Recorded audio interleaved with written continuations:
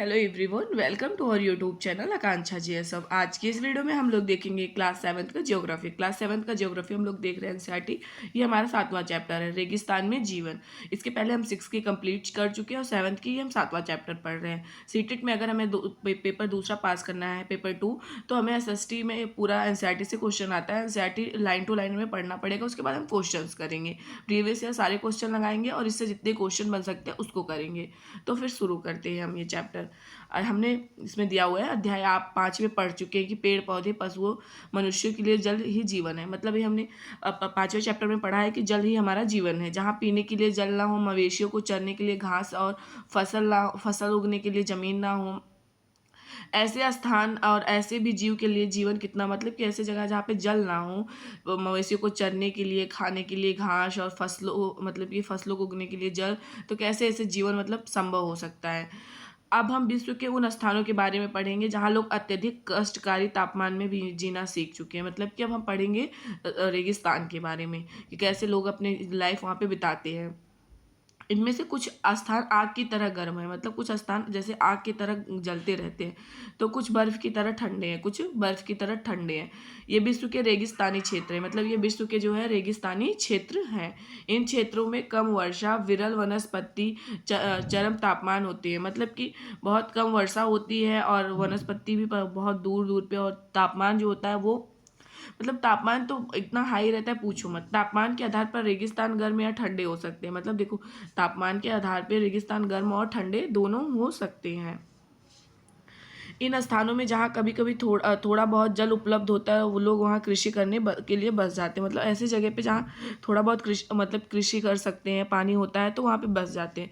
रेगिस्तान क्या है? यह एक शुष्क प्रदेश है जिसकी विशेषता अत्यधिक उच्च अथवा निम्न तापमान एवं विरल वनस्पति है, जिसके बारे में हम देख चुके हैं। गर्म रेगिस्तान सहारा, सहारा रेगिस्तान देखते हैं हम लोग। विश्व एवं अफ्रीका महाद्वीप के मानचित्र को देखिए। ये देखिए हमारा है सहारा रेगिस्तान।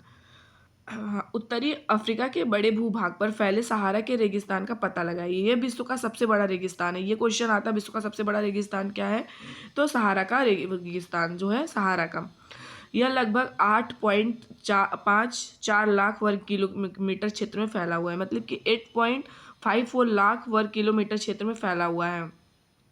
क्या है आपको याद है? भारत का क्षेत्रफल सिर्फ कितना है? 32.8 वर्ग किलोमीटर है। सहारा रेगिस्तान 11 देशों से घिरा है। ये सब क्वेश्चन याद रखिएगा। सहारा रेगिस्तान जो है 11 देशों से घिरा हुआ है। सहारा जो है 11 देशों से घिरा है, जैसे कि अल्जीरिया हो गया, चाड हो गया, मिस्र, लीबिया, माली, मोरतानिया, मोरक्को, नाइजर, सूडान, ट्यूनीशिया, पश्चिमी सहारा। तो सहारा जो है, ये क्वेश्चन पूछता है कितने देशों से घिरा हुआ है, तो 11 देशों से घिरा हुआ है।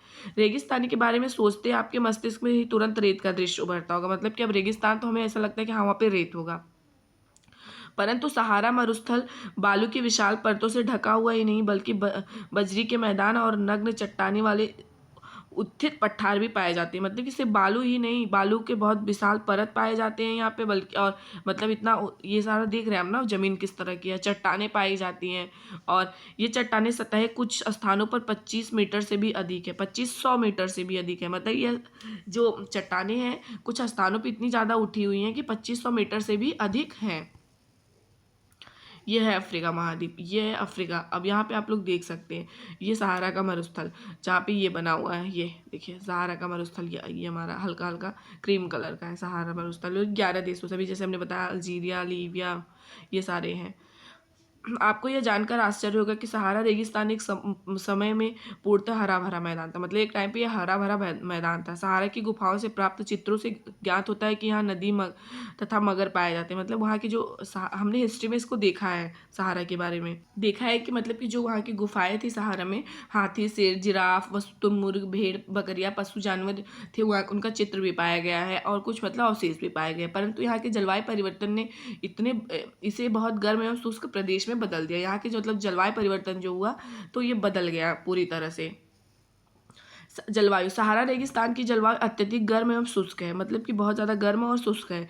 यहाँ की वर्षा ऋतु अल्पकाल के लिए होती है, मतलब यहाँ की वर्षा ऋतु जो है बहुत थोड़े टाइम के लिए होती है और कभी कभी तो होती भी नहीं है। यहाँ आकाश बादल एवं निर्मल जल होता है। यहाँ मतलब कि यहाँ आकाश में बादल रहित एवं निर्मल जल, मतलब निर्मल होता है, यानी कि आकाश में बादल होते ही नहीं है।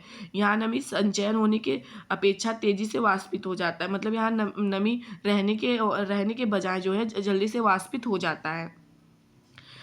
दिन अविश्वसनीय रूप से गर्म होते हैं, मतलब जो दिन होते हैं बहुत ज़्यादा यहाँ पे गर्मी पड़ती है। दिन के समय तापमान 50 डिग्री सेल्सियस के ऊपर पहुँच जाता है, जिससे रेत और नग्न चट्टानें अत्यधिक गर्म हो जाती है। इनके ताप का विकिरण होने से चारों तरफ सब कुछ गर्म हो जाता है।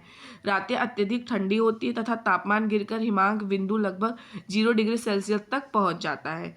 वनस्पति जात एवं प्राणी जात, सहारा रेगिस्तान के वनस्पतियों में कैक्टस जो होता है वो पाया जाता है, खजूर के पेड़ पाए जाते हैं, एकेसिए पाए जाते हैं। यहाँ कुछ स्थानों पर मरु उद्यान खजूर के पेड़ों से घिरे हरित द्वीप पाए जाते हैं, मतलब कि कुछ जगह पे मरु उद्यान जो है खजूर के पेड़ों से घिरे होते हैं। यहाँ पे जो जानवर पाए जाते हैं, ऊंट, लकड़बग्घा, सियार, लोमड़ी, बिच्छू, सांपों की विभिन्न जातियां एवं छिपकली यहाँ के प्रमुख जीव जंतु हैं। मतलब ऊंट को भी कम पानी चाहिए, लकड़बग्घा भी, सियार भी, लोमड़ी, बिच्छू, सांप, ये सब यहाँ पे पाए जाते हैं। वैज्ञानिकों ने तो यहाँ से मछलियों के कंकाल भी मिले हैं, मतलब कि पहले जो वैज्ञानिक थे उन्हें मछलियों के कंकाल भी मिले हैं। तो ऐसा लगता था पहले जो है हरा भरा था, यहाँ पे पानी भी था। ये सहारा का जो सहारा रेगिस्तान में मरु उद्यान है, ये सब देखिए खजूर के पेड़ हैं। अब हम यहाँ के लोगों के बारे में देखते हैं। यहाँ के लोग जो थे, सहारा रेगिस्तान की कष्टकारी जलवायु में भी विभिन्न समुदाय के लोग निवास करते हैं, जो विभिन्न क्रियाकलापों में भाग लेते हैं, मतलब जो अन्य कार्य करते हैं बहुत सारे, मतलब उनका अलग अलग प्रोफेशन होता है। इनमें जो जो ये होते हैं समुदाय लोग, बेदुइन होते हैं, तुआरेग भी शामिल है, मतलब इसमें बेदुइन और तुआरेग भी शामिल है। चलवासी जनजाति वाले लोग, ये लोग बकरी, भेड़, ऊँट एवं घोड़े जैसे पशुधन को पालते हैं। जो चलवासी जनजाति हैं, ये भेड़, ऊँट एवं घोड़े जैसे पशुधन को पालते हैं। इन पशुओं से इन लोगों को दूध मिलता है, मतलब इन पशुओं से इन लोगों को दूध मिलता है। इनकी खाल से ये पेटी, जूते, पानी की बोतल बनाने के लिए चमड़ा प्राप्त करते हैं तथा पशुओं के बालों को उपयोग, मतलब अब ये पशु का जो बाल होता है उससे चटाई बनाते हैं, कालीन, कपड़े, कंबल बनाने के लिए होता है। धूल भरी आंधी एवं गर्म वायु से बचने के लिए ये लोग भारी वस्त्र पहनते हैं, मतलब कि ये लोग भारी कपड़े पहनते हैं ताकि गर्म जो हवा है उससे बच सके और धूल भरी आंधियों से। सहारा में मरुद्यान में मिश्र नील घाटी लोगों के निवास में मदद करती है। सहारा में जो मरुद्यान है एवं मिस्र में जो नील घाटी है लोगों के निवास में मदद करती है। यहाँ की जल की उपलब्धता होने की वजह से खजूर के पेड़ उगाते हैं, मतलब यहाँ पानी होने की वजह से, नील घाटी की वजह से, तो लोग खजूर उगाते हैं। यहाँ चावल, गेहूँ, जौ, यहाँ की जो प्रमुख चावल है, मतलब कि फसल है, चावल है, गेहूँ, जौ, सेम जैसी फसलें भी उगाई जाती है। मिस्र में उगाए जाने वाली कपास पूरे विश्व में प्रसिद्ध है, मतलब कि मिस्र में जो कपास उगाई जाती है वो पूरे विश्व में प्रसिद्ध है। तेल की खोज संपूर्ण विश्व में अत्यधिक मांग वाली इस उत्पाद के अल्जीरिया, लीबिया या मिस्र होने के कारण सहारा रेगिस्तान में तेजी से परिवर्तन हो रहा है। क्योंकि देखो यहाँ पे सबसे ज़्यादा तेल पाया जाता है, अत्यधिक तेल पाया जाता है, इसलिए यहाँ पे जो है परिवर्तन हो रहा है। इस क्षेत्र में अन्य महत्वपूर्ण खनिजों में लोहा, फास्फोरस, मैग्नीज, यूरेनियम ये सब सम्मिलित है। तेल के साथ साथ अन्य भी महत्वपूर्ण जो खनिज है, लोहा, फास्फोरस, मैग्नीज हो गया और यूरेनियम, ये सब सम्मिलित है। तो यहाँ के लोगों की मतलब डिमांड जो है तेल वगैरह की तो बढ़ती जा रही है, खनिज भी, तो ये लोग अपना बेचते हैं इस तरह से। सहारा की सांस्कृतिक जीवन शैली में भी परिवर्तन आ रहा है। यहाँ मस्जिदों से ऊंचे कांच की खिड़कियों वाले भवन तथा ऊंची ऊँटों के प्राचीन मार्ग के स्थान पर सुपर महामार्ग बन गए हैं। मतलब कि ऐसा नहीं है कि वो लोग ऐसे मतलब नॉर्मल घर में रहते हैं या फिर जो भी, इनका घर जो है मस्जिद या फिर जो भी हो उससे बड़े, मतलब उनके घर हैं, कांच की खिड़कियों वाले इनके घर हैं। प्राचीन मार्ग के स्थान पर सुपर महामार्ग बन गए क्योंकि इनका जो तेल अत्यधिक है और सारे खनिज हैं। नमक के व्यापार में ऊँटों के स्थान ट्रक हाल ले रहे हैं, मतलब कि नमक के व्यापार में ऊँट की जगह ट्रक से आ जा रहे हैं। तुआरेग लोग जो है विदेशी पर्यटकों के लिए मार्गदर्शक का काम कर रहे हैं। आज अनेक चलवासी जनजाति के लोग हैं शहरी जीवन की ओर जा रहे हैं, जहाँ वे तेल गैस के कार्यों में नौकरी ढूंढ रहे हैं। तो ये मतलब धीरे धीरे इन लोग की संस्कृति, जीवन और इनके जीवन शैली में परिवर्तन हो रहा है। जब रेत को पवन उड़ा ले जाती है तो वहाँ गर्त बन जाती है। जहाँ गर्त में भूमिगत जल सतह पर आ जाता है वहाँ मरुद्यान बनते हैं। ये क्षेत्र उपजाऊ होते हैं, लोग इनके आसपास निवास करते हैं, खजूर पेड़ तथा अन्य फसलें उगाते हैं। कभी कभी यह मरुद्यान असामान्य रूप से बड़ा भी हो सकता है। मोरक्को में टैफिल लालेट मरुद्यान ऐसा ही एक विशाल मरुद्यान है जो 13,000 वर्ग किलोमीटर के क्षेत्र में फैला हुआ है। तो ये मरुद्यान के बारे में था। ठंडा रेगिस्तान, देखो ठंडा रेगिस्तान किसको कहा जाता है? लद्दाख। लद्दाख दो शब्दों से मिलके बना। ला का अर्थ होता है पर्वतीय दर्रा, दाख का अर्थ होता है देश, मतलब पर्वतीय दर्रा का देश। पृथ्वी के सबसे ठंडे स्थानों में से एक द्रास लद्दाख में स्थित है। अगर पूछेगा विश्व में सबसे ज़्यादा ठंडा स्थान कौन है, तो लद्दाख में है, जो है द्रास। द्रास में सबसे ज़्यादा ठंडी पड़ती है। जम्मू कश्मीर के पूर्व में बृहत हिमालय में स्थित लद्दाख एक ठंडा रेगिस्तान है। जम्मू कश्मीर के पूर्व में बृहत हिमालय में स्थित जो लद्दाख है एक ठंडा रेगिस्तान है। इसके उत्तर में काराकोरम पर्वत श्रेणियाँ, इसके जो उत्तर है, उत्तर साइड यानी समझ रहे हो ना, नॉर्थ साइड। नॉर्थ साइड में जो है कि यहाँ पे ये नॉर्थ साइड हो गया हमारा ये वाला। तो नॉर्थ साइड में जो है काराकोरम पर्वत श्रेणियाँ है, दक्षिण में जास्कर है, और इधर साउथ, इधर नीचे यहाँ पे जो है साउथ में ये जास्कर है, यहाँ पे जो है काराकोरम का दर्रा है। लद्दाख से अनेक नदियाँ बहती हैं। लद्दाख से अनेक नदियाँ बहती हैं, जैसे सिंधु नदी प्रमुख है, मतलब सिंधु नदी तो प्रमुख है, जिनमें से ये नदियाँ गहरी घाटियों या महाखंड मतलब गार्ज का निर्माण करती हैं, गार्ज का निर्माण करती हैं। लद्दाख में अनेक हिमानियाँ, जैसे ग्रेगी हिमानी जो है लद्दाख में है। लद्दाख की ऊंचाई कारगिल में लगभग 3,000 मीटर से लेकर काराकोरम में 8,000 मीटर में से भी अधिक पाई जाती है। अधिक ऊंचाई के कारण यहाँ की जलवायु अत्यधिक शीतल एवं शुष्क होती है। इस ऊंचाई और वायु परत पतली होती है, मतलब कि इस ऊंचाई पर जो वायु की परत होती है पतली, जिसमें सूर्य की गर्मी अत्यधिक तीव्रता से महसूस होती है। ग्रीष्म ऋतु में दिन का तापमान 0 डिग्री सेल्सियस से कुछ ही अधिक होता है, जब रात में तापमान वहीं रात में जो है -30 सेल्सियस से नीचे चला जाता है। शीत ऋतु में यह बर्फीला ठंड हो जाता है, मतलब कि यहाँ पे जो हवा चलती एकदम बर्फीली, बर्फ गिरता रहता है। तापमान लगभग हर समय में 40 डिग्री सेल्सियस मतलब -40 डिग्री सेल्सियस से नीचे रहता है।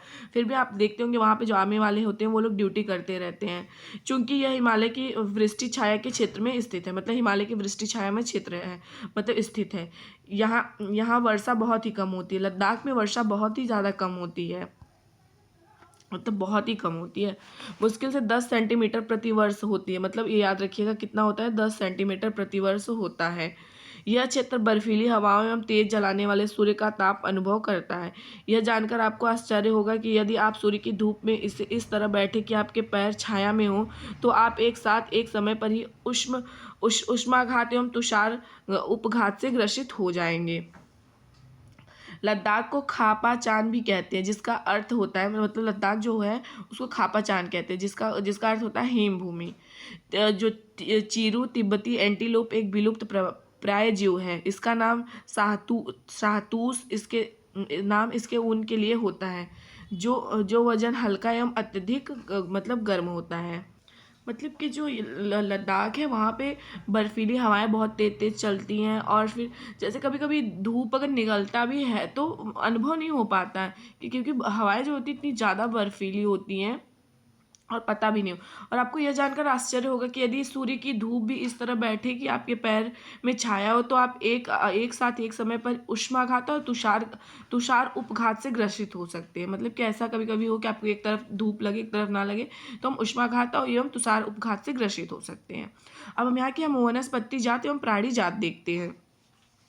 यहाँ उच्च शुष्कता के कारण वनस्पति विरल है, मतलब वनस्पति जो है बहुत कम है।